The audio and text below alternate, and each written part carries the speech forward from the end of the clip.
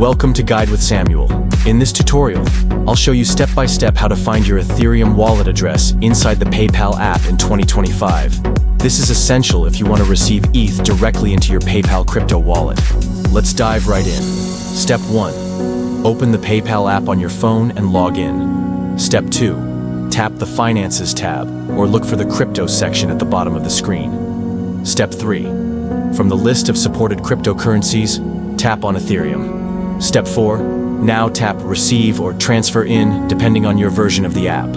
Step 5. PayPal will now show your Ethereum wallet address as a string of letters and numbers, along with a QR code. Step 6. Tap Copy to save the wallet address, or use the QR code to scan it from another wallet. This wallet address is unique to your PayPal account. Always double-check the address before sending crypto. Not all wallets are compatible, so confirm first before transferring. That's how you find your Ethereum wallet on PayPal. Like and subscribe for more crypto tips right here on Guide with Samuel.